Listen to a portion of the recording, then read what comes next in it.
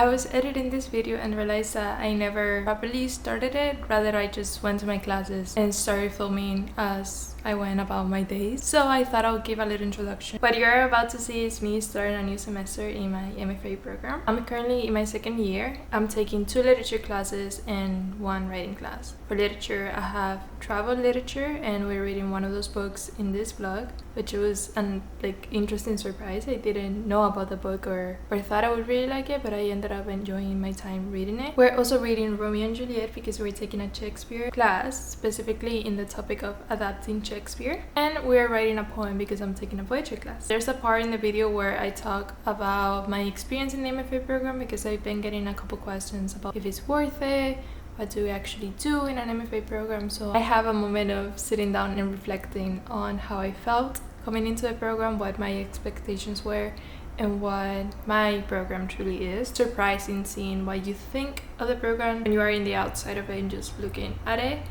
versus when you are actually in the program and what you actually do and how, we're writing and we're going to school for writing, and it's in a way very much vulnerable in the sense.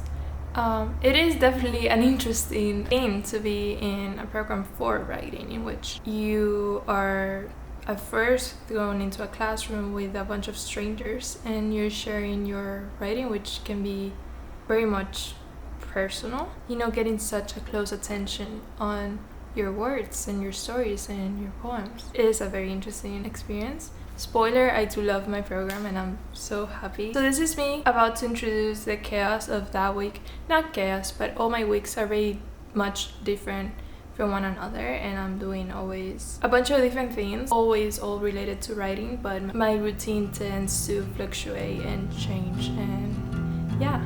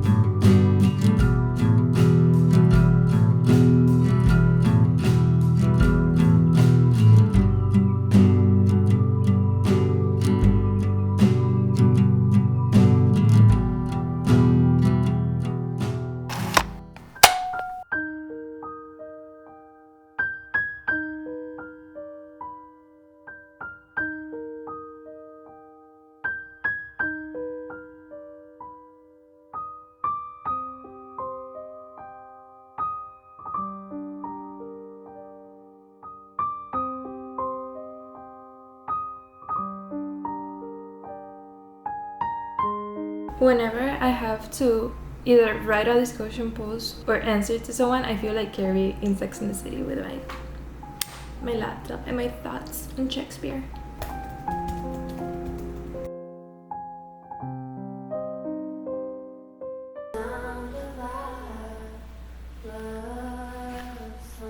I'm officially done with Romeo and Juliet. I read the play, I did my discussion post, I took some notes, and I think I'm ready for class today, but I did want to share some thoughts on the book, because this is obviously a book that, a story that even if you have never watched it, even if you have never read it, even if you have never heard it, you have a sense of it, and you know who Romeo and Juliet are. Even if you don't know their whole story, you know that they were young lovers, you know that they died. It's kind of like an archetype that is so ingrained into our psyche and culture, and it's just, them. So I felt kind of silly talking about it, because it's like, look at the new book I found. It's Romeo and Juliet by Shakespeare. Have you heard about it? Like, of course we know about this story. Our discussion post asked us to share our thoughts on the reading, and I was kind of not hesitant, but I was not sure what to write in that sense, because I feel that everything has been said about Romeo and Juliet, and I'm like, I don't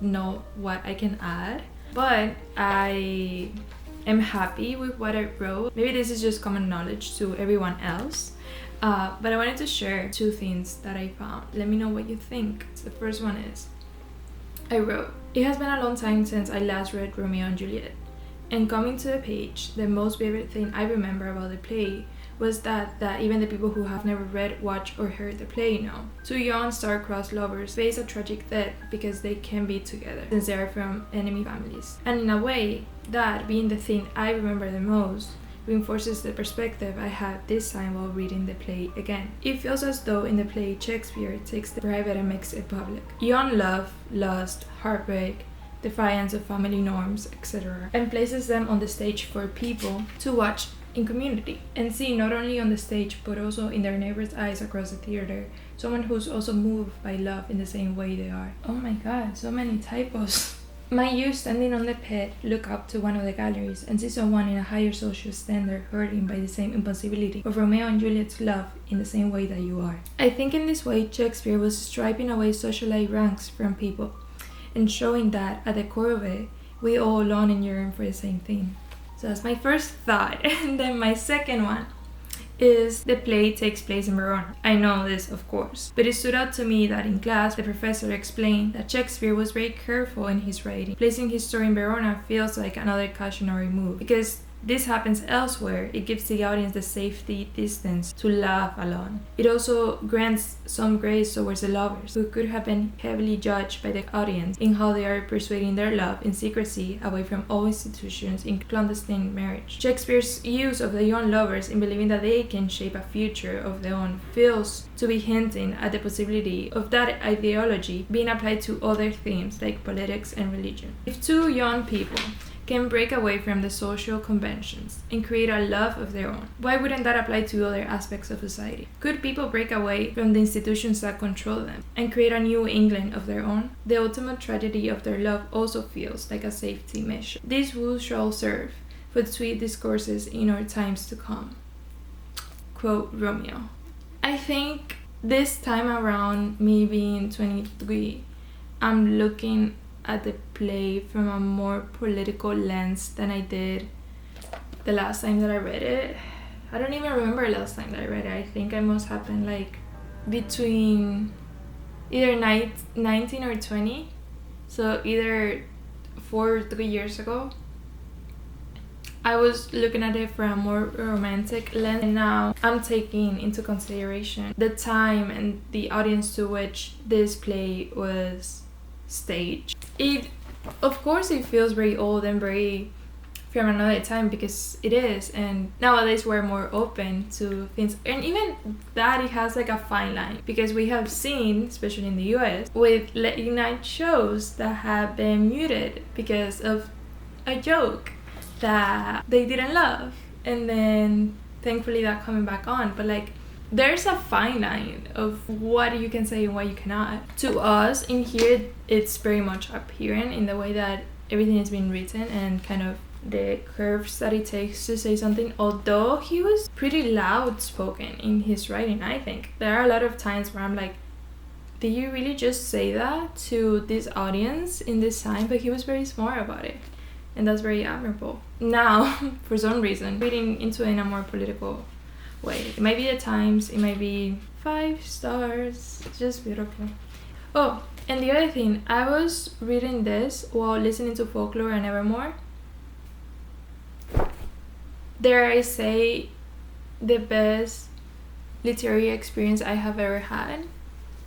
It was wonderful. And the way you can tell that she has read Shakespeare, because on the way that she constructs her lines and sentences and verses, it feels very Shakespearean, especially in those 2 albums. I'm not talking about any other albums, I'm talking about these 2. Those 2 were the most, are so far to this day, I think, the most poetic, lyrical, romantic, Shakespearean albums that she has written. And they're amazing. Highly recommend. Read Romeo and Juliet and listen to Folklore and Evermore on repeat.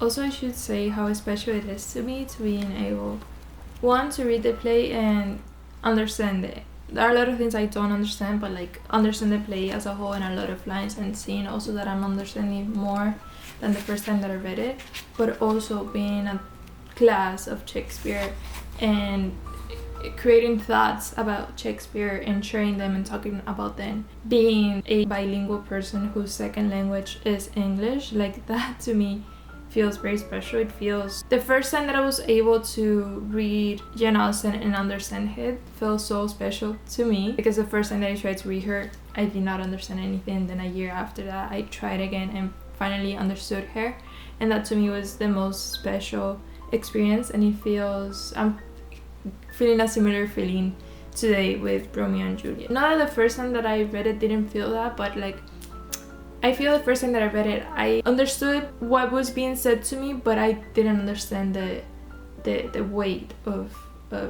like what was saying to me. So I think that now I'm closer to that understanding, and it feels very special, because I have a vivid memory of my first ESL class. Our professor made us read a part of Romeo and Juliet out loud as a reading exercise, and reading and talking out loud was always the thing that I struggled most with in learning. And like even now, there are a lot of takes that I'm taking away from this video, because I keep like stumbling over my words and not pronouncing every single sound. And yeah, but I was assigned Juliet. I did horrible. I still like get chills thinking about that experience, because it was so bad. And now being able to read her and feel seen in some of the things that she says, it feels like a nice full circle moment. So yeah, traumatizing experience from school.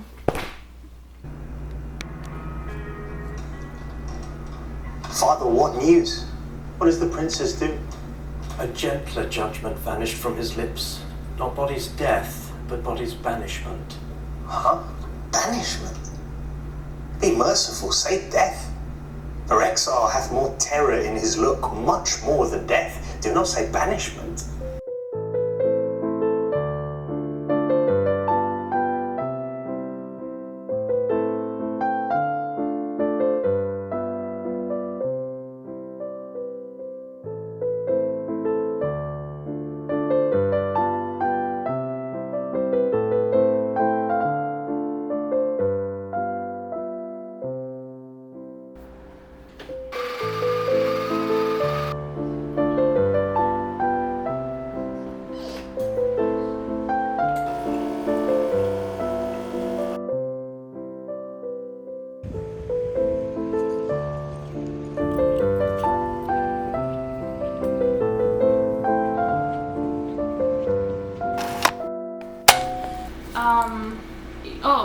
We watched in class the Love Story Taylor Swift music video, and it was so fun because he was talking about how that is an adaptation of Romeo and Juliet, because it's not telling the whole story of them, but it's talking about what the story means to her, and therefore adapting it to a new audience. And it, yes, making reference, but also being a thing of its own. And I have never thought of Love Story as an adaptation of Romeo and Juliet, but it is. Let's get writing. We have poetry today, and I have to obviously submit my poem, but we also had to read a book. We had to read All My Heroes Are Broke by Ariel Francisco, and it's really cool because he was one of the students at the program that I'm in, and this was his thesis. And a lot of these poems he wrote in the class that I'm taking right now. So it's really cool being able to read his book, and it was wonderful. I started it yesterday thinking I would only start, and I just kept on reading, and I finished it very late, but it was wonderful. I have so many poems pinned down and saved. Excited to talk about this today in class, and I gave it 5 stars. It was wonderful. It was telling the journey of this poet. It's maybe later. I need to wake up.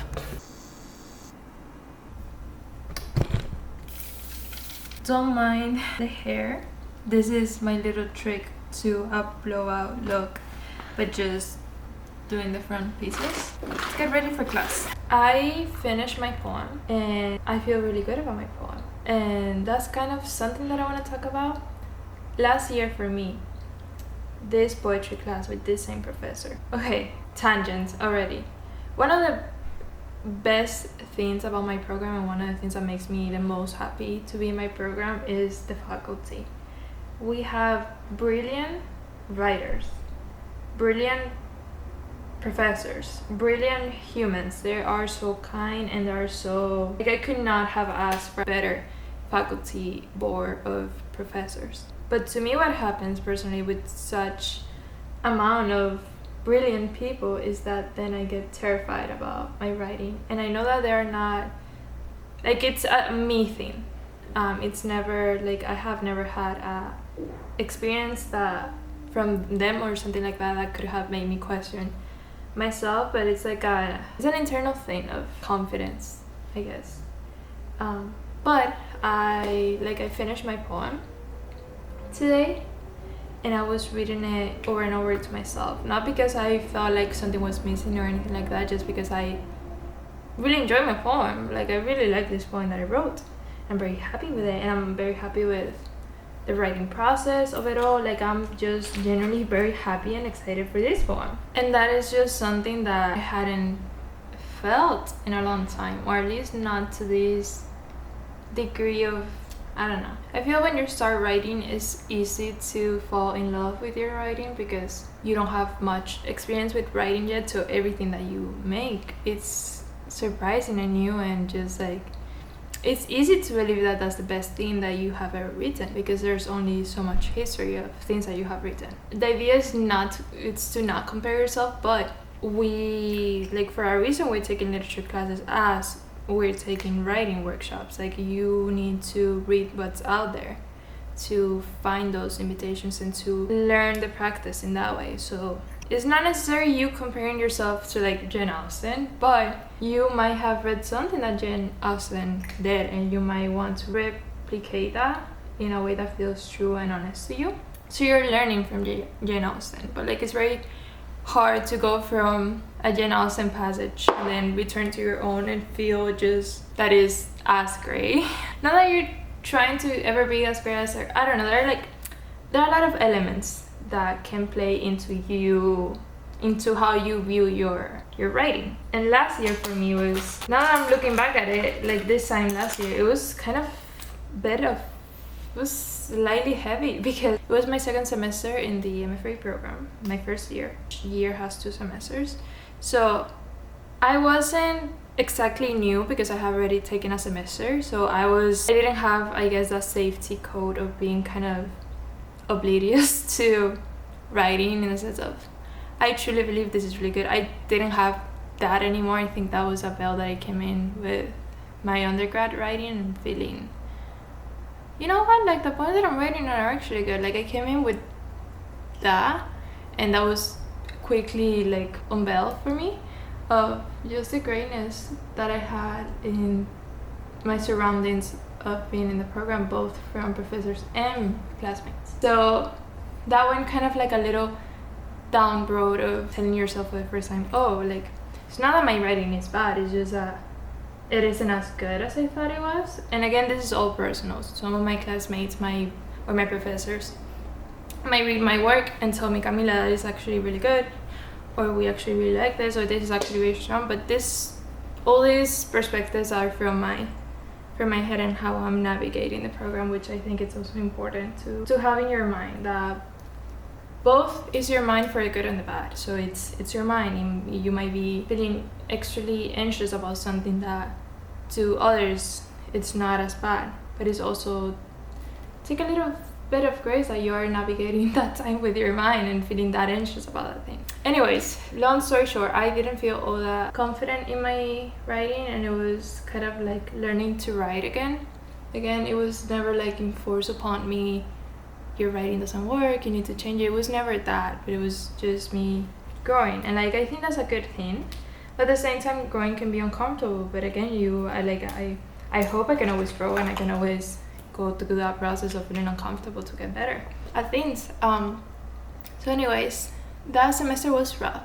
And it was the same, like it was the same professor that I have this semester, so I have not been in a class with him in a year. I just admire him so much that the whole time, I guess maybe I was going harder on myself just because he was the professor. And again, never received a negative comment or anything like that from him. On the contrary, always received encouraging and good feedback and praise and analytic feedback that I could see his care upon my work and like wanting me to succeed. So he's a wonderful person. It's just me, and I don't know.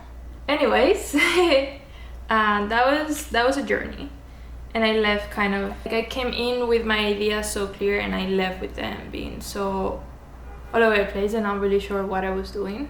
The unlearning of that was the unlearning of that was uncomfortable. But I'm very happy because now, today, I was writing this poem and I was trying to just write a poem for myself. Like, yes, I'm following the prompt and yes, it's going to be shown to class today. But this poem is for me. And I had a great time. I feel very proud of what I wrote. It has been a little bit since I have said that about poetry. Even if it's not perfect, even if I'm really happy with it, and I'm excited. Like, I already have another poem in mind, and I'm excited to start working on that. I don't know if it's gonna fit the prompt for next week, because I don't know what prompt we're getting for next week, but I don't care because I'm excited about that poem. So I'm just feeling really good with that, and I wanted to take that moment to tell that to myself, because looking back at it, it has been a journey.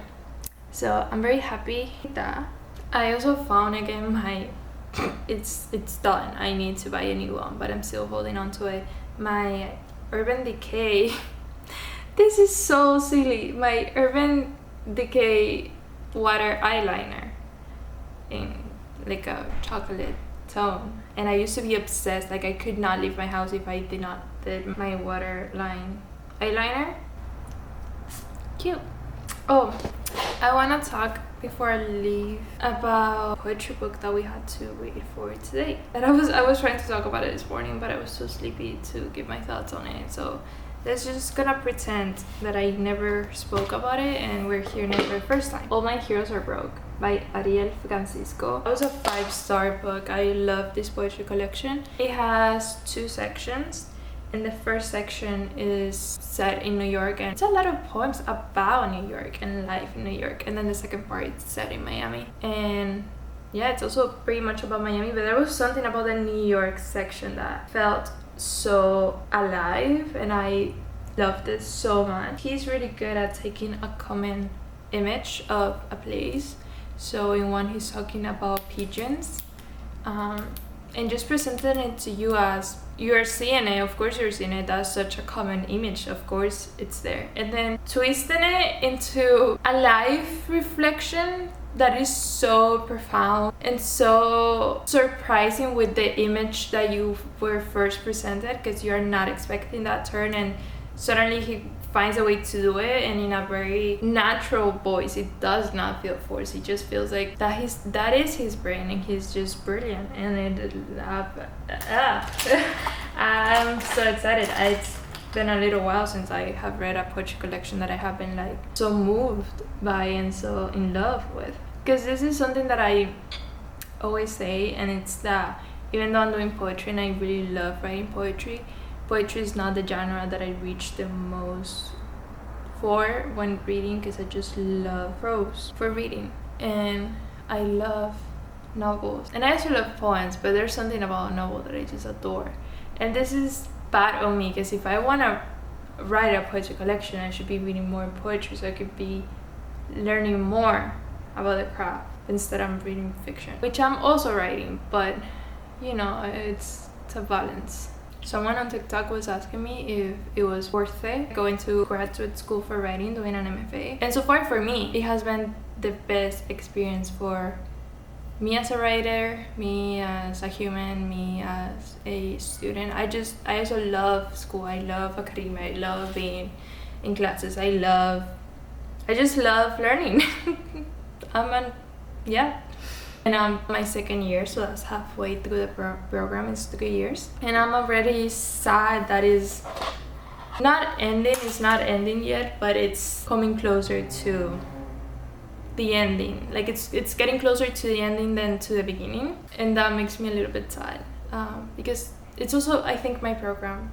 I'm so lucky. Here's an analogy. You know when you want to start working out and you go to a gym or you start doing whatever kind of exercise you want to do, and you don't really see the results until how many months or whatever it is. Like it takes a time of just not feeling that you're in the same place than when you started, but just very struggling to see that change in that process and that growth. To me, every time that I go to class and I come back, I come very, very conscious of at least one thing that I gained today from that class, whether that is a writing class, a theory class, a literature class, whatever it is. If it's a class that I'm assigned to, if it's a class that I'm not taking and I'm just sitting in, like whatever it is, I always come home very, very conscious of. That was a thing that I gained today from that class. At least one. Usually there's multiple, but at least there's always one. And it's so gratifying to me because going to grad school is not easy in the sense that to support grad school, it requires a sacrifice. And especially a degree in arts, it's not as secure or stable in the what you gain out of it once you are looking for a job and stuff. So it's like, how much are you putting in? How much are you getting out of it? I'm getting everything that I could have asked for and more out of the program so far. I'm very happy with it, and I think it has been my best experience in my educational life, and I'm just so happy and grateful to be in it. So if you're thinking about it, at least just look into it. You never know. You never know. It may be the thing for you. It might not. I don't think it's for everyone. But it is very much for me.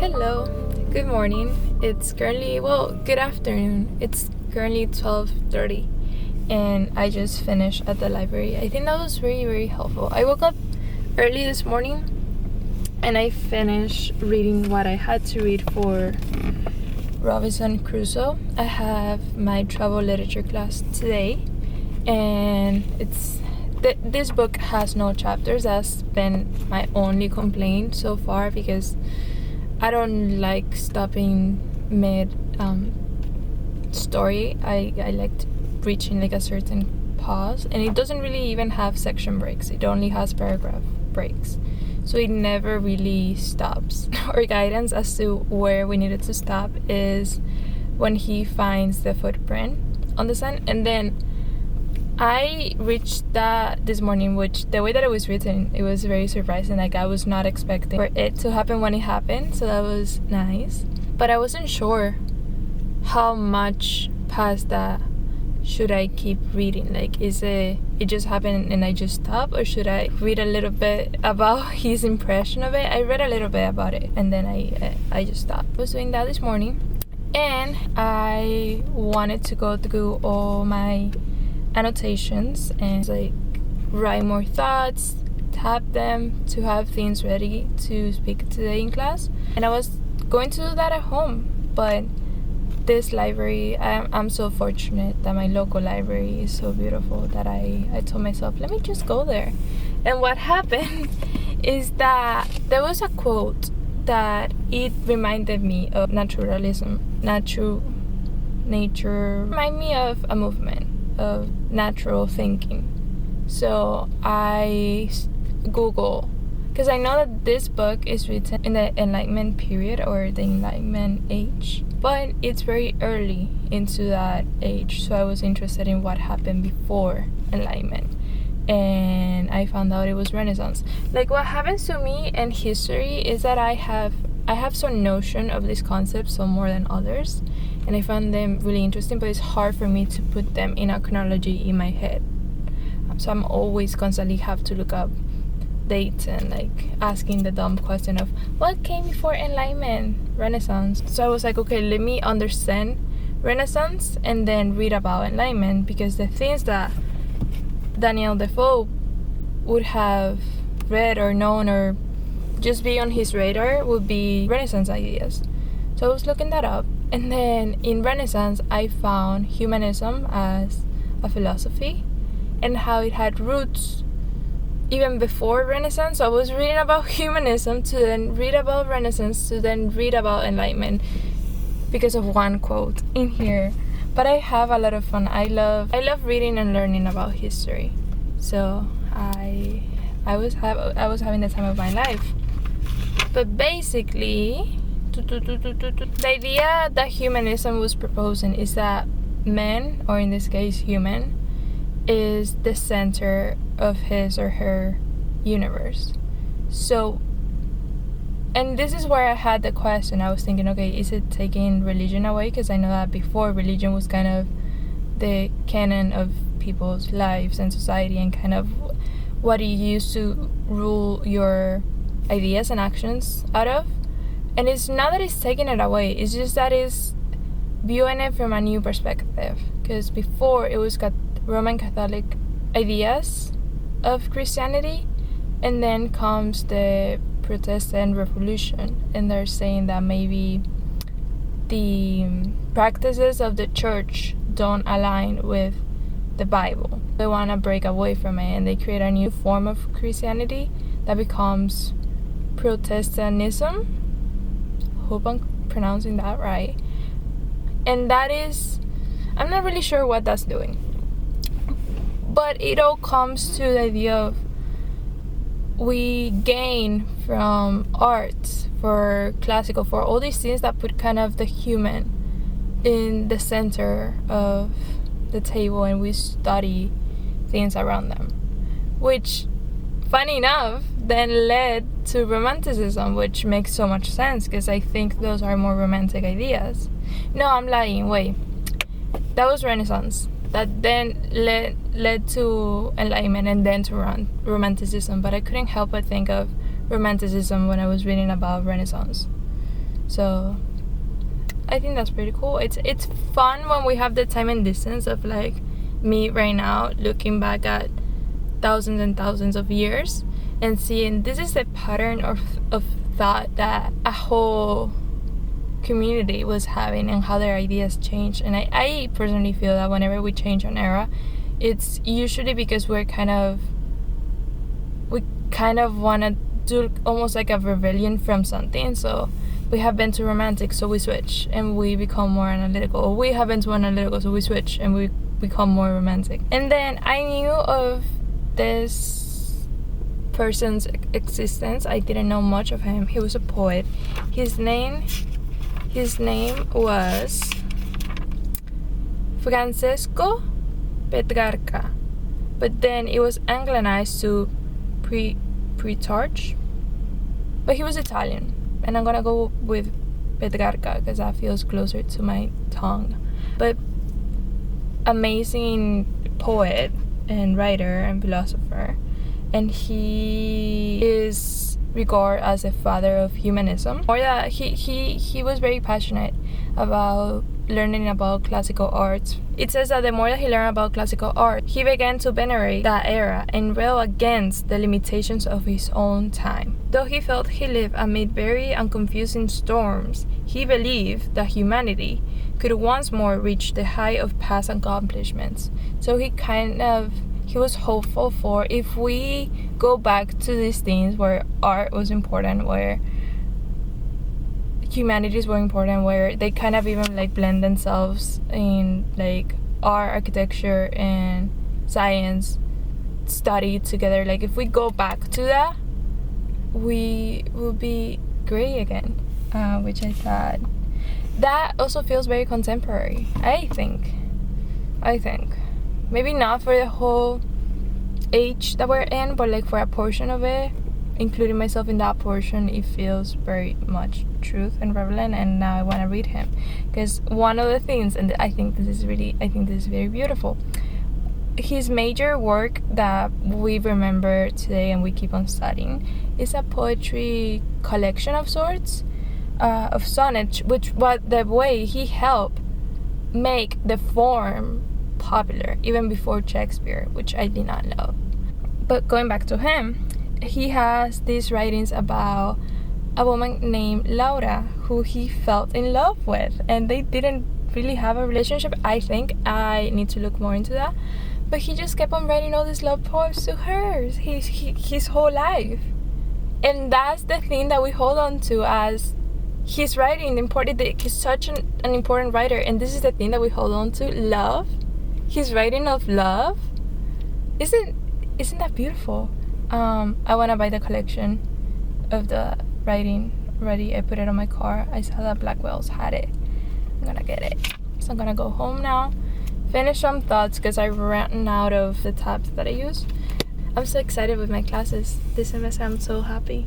I just spent like 2 hours immersed in history and literature, and I couldn't be happier. I just, like, honestly, I'm only leaving because I'm hungry, but I could have stayed there way longer. I love art, and I love literature, and I love learning. That's why I'm very happy in the masters, because I get to learn.